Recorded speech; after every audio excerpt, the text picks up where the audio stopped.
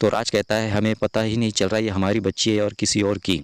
राज emotional होता है तो मीता उससे कहती है कि इतना मैं विदाई के वक्त भी रोई नहीं। तेरा मालिक बहुत ही अच्छा इंसान है जिसने मोहन के स्कूल का नक्शा ही बदल दिया। तो प्रिंसिपल उससे कहती है कि इसमें मेरा क्या फ़ायदा होगा।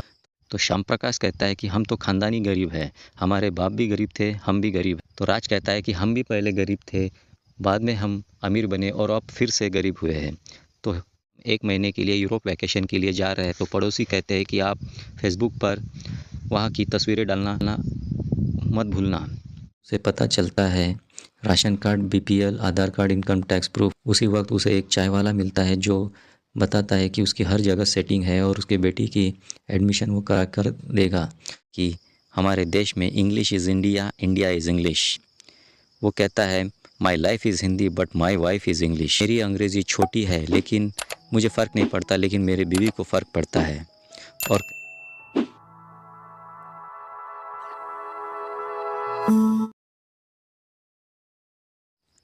कहानी के शुरू में बत्रा फैशन स्टूडियो के अंदर डॉली और उसकी माँ डॉली के शादी के लिए ड्रेस देखती है। छोटू उन्हें ड्रेस दिखाता है लेकिन उन्हें पसंद नहीं होता। तब राज बत्रा फैशन स्टूडियो का मालिक उन्हें मनीष मल्होत्रा के कलेक्शंस की ड्रेसेस दिखाता है और उसी वक्त उसको उसकी बीवी का कॉल आता है और वो फैशन स्टूडियो से बाहर जाता है। मीता अपनी बेटी पिया की तैयारी करती है और नौकरानी सुशीला के साथ उसे गार्डन छोड़ती है। राज और मीता दोनों कार में बैठ के दिल्ली के टॉप 5 स्कूल देखने जाते हैं। राज से कहती है कि इन सभी स्कूलों की शर्त एक ही है कि उनका घर 3 किलोमीटर के अंदर होना चाहिए। तो इसलिए वो उसे वसंत विहार में घर लेने के लिए कहती है। राज पहले मना करता है। शाम को मीता खाना खाने से मना करती है और कहती है कि उसका मूड वसंत विहार में जाने के बाद ही ठीक होगा और कहती है कि आज के ज़माने में अंग्रेज़ी ज़बान नहीं है बल्कि क्लास है क्लास। राज मान जाता है। वे जब चांदनी चौक छोड़ते हैं तो उनके पड़ोसी उनको प्यार से विदाई देते हैं। राज इमोशनल होता है तो मीता उससे कहती है कि इतना मैं विदाई के वक्त भी रोई नहीं।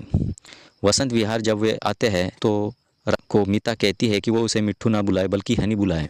पिया के फ्रेंड्स बनाने के लिए वो घर में पार्टी रखती है जहाँ उसका कॉलेज का दोस्त कबीर अपनी बीवी आरती और बेटा आयन के साथ आता है। राज एक गाने पर नाचने लगता है तो मीता को ठीक नहीं लगता और वो घर की बिजली बंद करती है और राज से कहती है कि तुम चांदनी चौक तो छोड़ दिए लेकिन तुम्हारे अंदर का चांदनी चौक बाहर नहीं आया। वो कहता है कि लोग मज़ा कर रहे हैं तो वो कहती है लोग मज़ा नहीं बल्कि तुम्हारे सब मज़े ले रहे हैं। तो वो पार्टी के अंदर जाने के बाद गाना बंद करता है और सभी को पार्टी एंजॉय करने के लिए कहता है। अगले दिन गार्डन में पिया मीता के पास रोते हुए आती है और कहती है कि उसके साथ कोई बातें कर नहीं रहा है। तो मीता आयन के पास जाती है और कहती है कि आप पिया के साथ बातें क्यों नहीं कर रहे। तो वो कहता है कि she talks in Hindi. Meeta Ayan से कहती है कि आप भी हिंदी में बातें करो। तो आयन की माँ आरती उससे कहती है कि उसके स्कूल में अलाउड नहीं है, उसके स्कूल में सिर्फ इंग्लिश ही चलती है। तो वो उससे कहती है कि ये स्कूल नहीं है गार्डन है तो हिंदी में बात करने में क्या हर्ज है। तो आरती उससे कहती है कि आपके बच्चे आगे चल के चांदनी चौक में शॉप पे ही तो बैठने वाले हैं। ये बात सुनकर मीता उससे कहती है कि उसकी बच्ची भी अच्छे इलाइट स्कूल में एडमिशन लेने वाली है और वहाँ से चली जाती है। कुछ दिनों बाद दिल्ली स्कूल एडमिशन की प्रोसीजर शुरू होती है। राज लंबी लाइन में लगता है जहाँ लोगों के द्वारा उसे पता चलता है कि हर स्कूल का एक कोटा होता है और ये बात वो मीता को बताता है। मीता अगले दिन अपने दोस्त कबीर से बात करती है। कबीर उसे एक कंसल्टेंट का नंबर देता है। दोनों कंसल्टेंट से मिलते हैं। राज पिया को पोयम कहने को कहता है तो वो कहती नहीं है। राज कहता है कि बच्चे हमेशा सही टाइम पे बेइज्जत करते हैं। कंसल्टेंट दोनों को कहती है कि अगर उसका अच्छे स्कूल में एडमिशन नहीं हुआ तो अच्छा कॉलेज नहीं मिलेगा, जिस वजह से उसको टॉप एमएनसी में जॉब नहीं मिलेगी और उसके दोस्त आगे निकल जाएंगे और वो डिप्रेशन में जाएगी। तो मीता कहती है कि इसके बाद वो ड्रग्स भी ले सकती है। कंसल्टेंट दोनों को एक फॉर्म देती है और उनको फिल करने के लिए कहती है। दोनों रात भर जाग के फॉर्म फिल करते हैं। अगले दिन दोनों फॉर्म पढ़ते हैं तो कंसल्टेंट उनको कहती है कि आपको इसमें सुधार की ज़रूरत है और एक राइटर जॉर्ज का पता देती है। जॉर्ज उसमें सुधार करता है, बच्ची के बारे में लिखता है।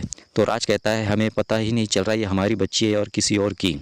अगले दिन वो कंसल्टेंट से मिलने जब जाते हैं तो कंसल्टेंट उनको कहते हैं कि आप तो ब्रांड की दुकान लग रहे हैं, और वो कहती है कि अमीर वाली फीलिंग के लिए आप ये सब कर रहे हो। अमीर लोग शो ऑफ नहीं करते। वो कहती है लेस इज़ मोर। कंसल्टेंट उनसे कहती है कि आप अगर बच्ची स्कूल नहीं जाएगी तो आप उसे कैसा समझाएंगे। तो राज कहता है कि हम उन्हें लॉलीपॉप देंगे। तो कंसल्टेंट कहती है कि ब्राइब करना राइट नहीं है। वो पूछती है पॉवर्टी का कॉन्सेप्ट बच्चों को कैसा बताएंगे। तो वो कहते हैं कि बताने की क्या ज़रूरत है, हर जगह जगह भिखारी रहते हैं। तो कंसल्टेंट उनसे कहती है कि इस तरह से नहीं, बल्कि उन्हें ऑर्फनेज घुमा के बोलना चाहिए कि शेयरिंग इज़ केयरिंग। राज और मीता मंदिर, मस्जिद, गुरुद्वारा, चर्च, दरगाह सभी जगह अपनी बेटी के एडमिशन के लिए मन्नत मांगने जाते हैं। वे दोनों स्कूल में एडमिशन लिस्ट देखने जब जाते हैं तो उनके बेटी का नाम किसी भी लिस्ट में नहीं होता। तो वो दुखी मन से कंसल्टेंट से मिलने पहुंचते हैं। तो कंसल्टेंट कहती है कि अभी भी 4 स्कूल की एडमिशन होना बाकी है, जिसमें दिल्ली ग्राम स्कूल भी है।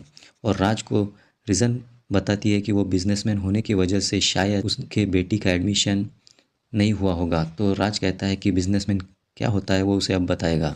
अगले दिन राज अपने लोकल एमएलए से मिलने जाता है और कहता है कि उसकी बेटी का एडमिशन दिल्ली ग्राम स्कूल में होने के लिए वो उसे सीएम के लेटर की सिफारिश है। तो एमएलए उसे कहता है कि वो स्कूल की प्रिंसिपल बहुत ही सख्त है। राज अगले दिन प्रिंसिपल के ऑफिस में जब पहुंचता है तो वो देखता है कि प्रिंसिपल एक पेरेंट्स को अपने ऑफिस से बाहर सख्ती से निकालती है। तो वो खाली हाथ घर लौटता है। तो अपनी बीवी से पूछता है कि वो आज किटी पार्टी क्यों नहीं गई। उसी राज के स्टूडियो का नौकर छोटू आता है और उसे मिठाई खिलाता है, क्योंकि उसकी बेटी का एडमिशन प्रकृति इंग्लिश मीडियम में होता है।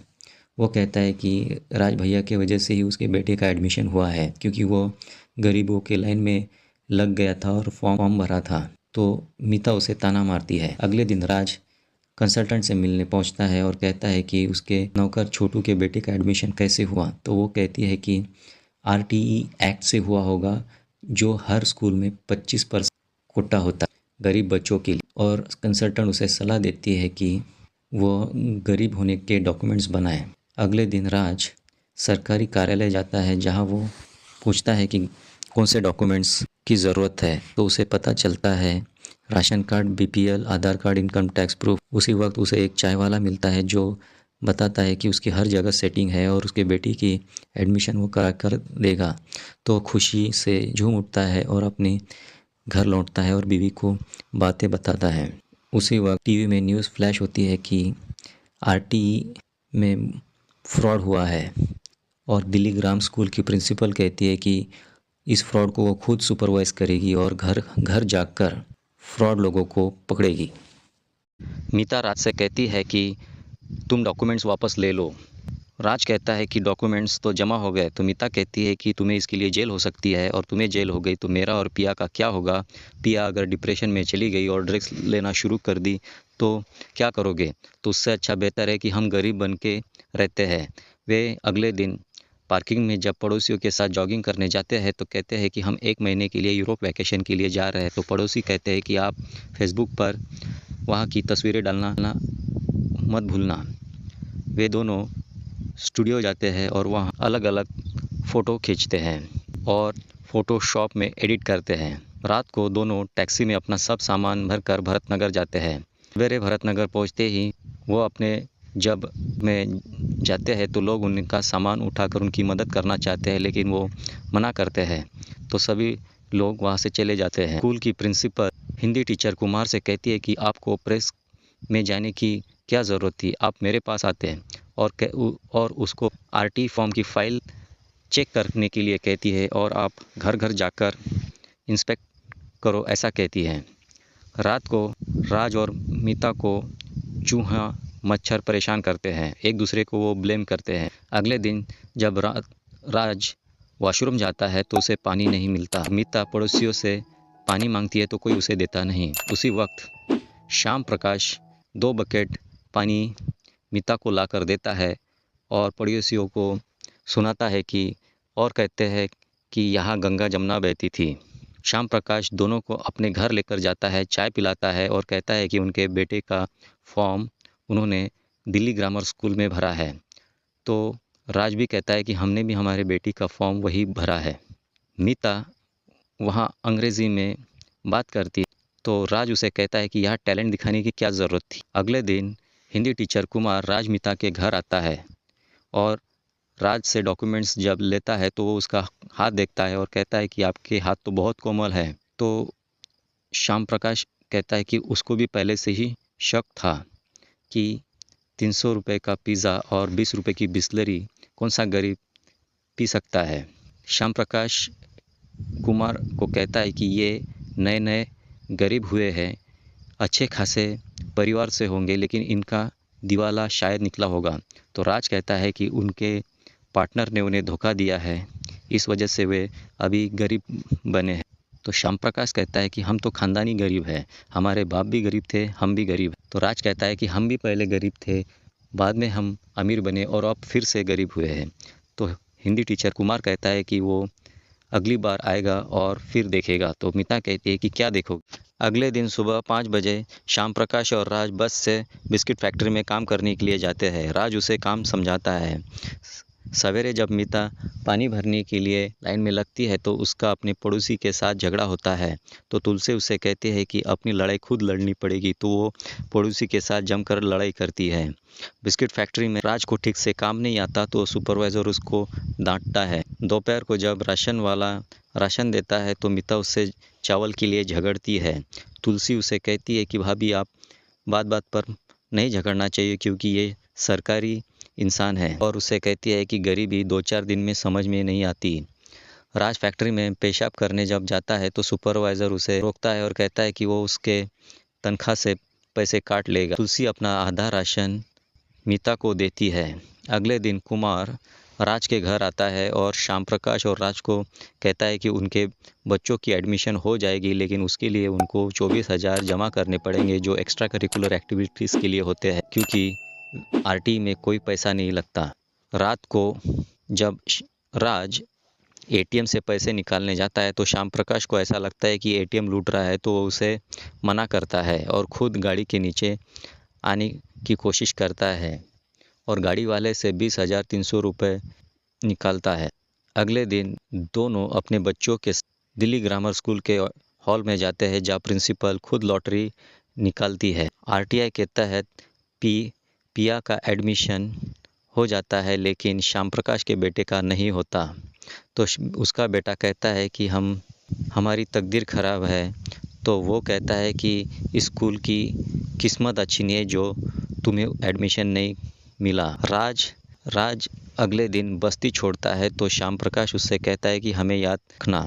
राज और मीता जब खाना खाने बैठते हैं तो वो मीता से कहता है कि हमने उस गरीब की सीट खा ली। अगले दिन वे दोनों सरकारी स्कूल जाते हैं जहाँ मास्टर से मिलते हैं और पैसा डोनेट करने की इच्छा जाहिर करते हैं। वे बेंचेस, वॉशरूम, कलरिंग सब देने को तैयार होते हैं। सरकारी स्कूल के बच्चे जब अच्छे पढ़ने लगते हैं तो श्याम प्रकाश अपने बेटी की पढ़ाई देखकर खुश होता है और वो टीचर से मिलने जाता है और टीचर से कहता है कि ये सब चमत्कार कैसे हुआ। तो टीचर कहता है कि एक जन ने स्पॉन्सर दिया है। वो उस स्पॉन्सर वाले पता पूछता है और राज के घर जाता है। उसे पता नहीं होता कि राज वहाँ का मालिक है। राज उसको देखकर खुद पोछा घर में चला।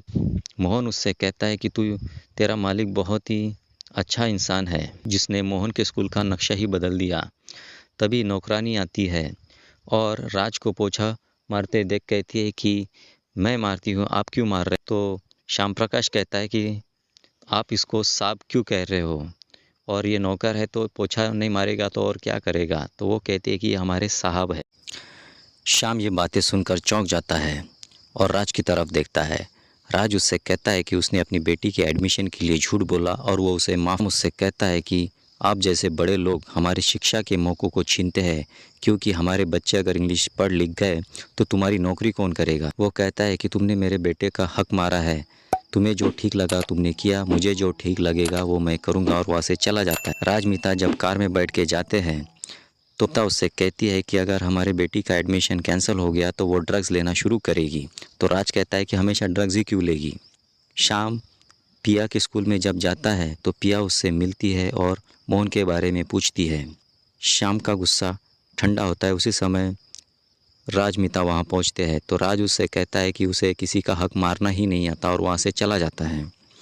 राज जब प्रिंसिपल से मिलने जाता है तो मीता उससे कहती है कि वो ऐसा ना करे क्योंकि उसने एडमिशन के लिए क्या क्या नहीं किया। तो वो कहता है कि उन्होंने एक गरीब बच्चे का हक छीना है। अगर वो अच्छा इंसान नहीं बन पाया तो ना ही अच्छा बाप बनेगा और ना ही अच्छा पिता।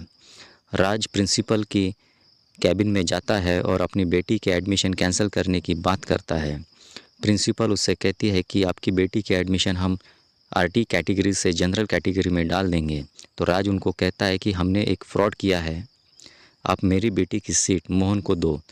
तो प्रिंसिपल उससे कहती है कि इसमें मेरा क्या फ़ायदा होगा। तो राज चौंक जाता है और कहता है कि मैम आप तो एक गरीब नौकरानी की बेटी हो। तो वो कहती है कि मुझे याद दिलाने के लिए शुक्रिया, लेकिन मैंने अपनी ज़िंदगी में क्या क्या झेला है ये मुझे ही पता है। लेकिन राज कहता है कि वो किसी भी हाल में मोहन की एडमिशन करवा कर ही रहेगा। तो प्रिंसिपल उससे कहती है कि फ़िलहाल आप ऑडिटोरियम जाओ और तालियां बजाओ। राज हिंदी टीचर कुमार से मिलता है और उसको हकीकत बताता है और ऑडिटोरियम में जाता है। स्टेज पे कुछ बच्चों का डांस का प्रोग्राम होता है। डांस ख़त्म होने के बाद राज स्टेज पर आता है और पेरेंट्स से कहता है कि ये भारत नगर सरकारी स्कूल के बच्चे हैं, तो कोई तालियां नहीं। तो राज कहता है अगर आप होते अंग्रेज़ी अंडा तो कितने बजाते लोगों को ताली। और राज लोगों से कहता है कि हमारे देश में English is India, India is English. वो कहता है my life is Hindi but my wife is English. मेरी अंग्रेज़ी छोटी है लेकिन मुझे फ़र्क नहीं पड़ता, लेकिन मेरे बीवी को फ़र्क पड़ता है। और कहता है कि हम जैसे कुछ पेरेंट्स बच्चों की एडमिशन्स के लिए फ्रॉड करते हैं और हेड मास्टर जैसे कुछ प्रिंसिपल चांस खाते हैं। और वो कहता है कि हमारे देश में पढ़ाई पढ़ाई नहीं बल्कि एक धंधा है, धंधा।